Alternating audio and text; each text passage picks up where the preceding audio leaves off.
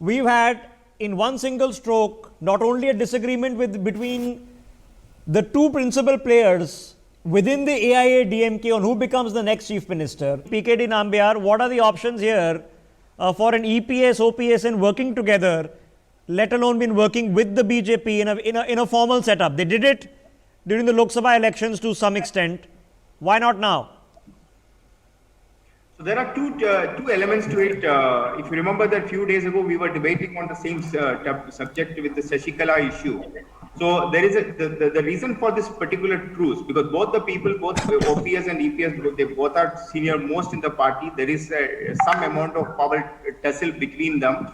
The reason for this truce right now is because there is an entry going to be of Shashikala is going to be out soon, anytime from now, and that can impact. At least she can create some kind of a ruckus in the AIADMK ranks.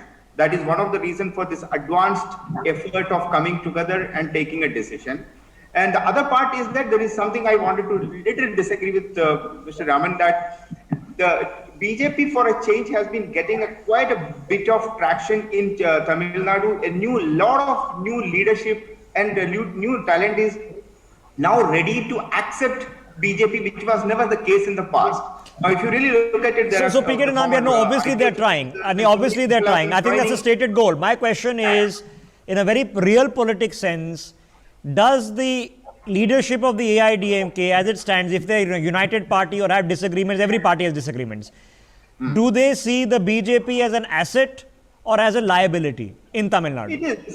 See, AIADMK was a partner of BJP earlier also. They were a part of an NDA once upon a time. And correct. Even during the Jayalalitha's time, they have, during the Vajpayee time also, they have supported and they have even went away. In today's date, for AIADMK, BJP is a natural partner, and I don't think both the okay. What about for the BJP? Should the BJP, given the improvement, you say, hang a second, Sumanji, I'll give you a chance. Sumanji, I'll give you a chance. Hang on.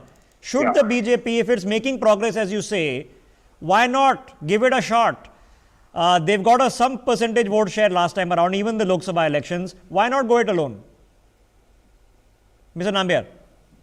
I don't think the BJP as a political party from the point of view of vote share, Indian politics, they will not be able to make huge mark on their own. BJP and both the national parties, whether it is a Congress or a BJP, they require to have a serious Dravidian party coalition is a must. Okay, and it's a must. So it is the interest of the BJP. You feel it's in the interest of the AIADMK also. Okay, PKD Nambiar, until the BJP gets then a personality that may or may not be Rajnikant, because gosh, I don't know how many debates I've had with Rajnikant. I don't know what happened. Nothing seems to ever happen. So there's a crying wolf aphorism that applies there. But beyond that, without a face, can the BJP try to make an effort, try to give it a shot, or is it simply an EPS MK Stalin debate? So there are two changes which has happened. So I would say that both EPS or MK Stalin do not hold such kind of a charismatic leadership of the Karunanidhi or a Jayalalitha. So, but then yes, both the parties have got a strong cadre, but they don't have that kind of a strong leadership. Even MK Stalin do not hold such kind of a respect as much as his father used to hold. As far as the BJP is concerned, I agree with you that they don't have a Shivraj Singh Chauhan, or for that matter, any other leader of a very big face in Tamil Nadu. But then things are changing. If you have seen the Modi's political policy towards the south, especially with Tamil Nadu, in the last 2 years, the large number of mentions and a lot of activities have happened by the BJP in Tamil Nadu. No, without a doubt, they're trying, without a doubt. Mahabalipuram exercise and etc. I think there is a lot of the political landscape is changing there quite a bit. And no, without a doubt, they're trying. Will they have some constituency? From Tamil Nadu in Mr. Nadda's team announced recently, not one. Okay, and then they've had the cultural committee war also. So has the BJP been trying? Obviously, they've been trying. Has it been enough? Is of course the million-dollar question here. Okay, what's the opportunity? Last word, PKD Nambiar. What's the opportunity here for national parties? Is there any? It's 9 o'clock. Rishabh. Yeah, PKD, go. Ms. Nambiar, go ahead. Rishabh, I'll tell you. Overall, the Indian politics per se, if you really look at it, the national parties will have to come down to every place.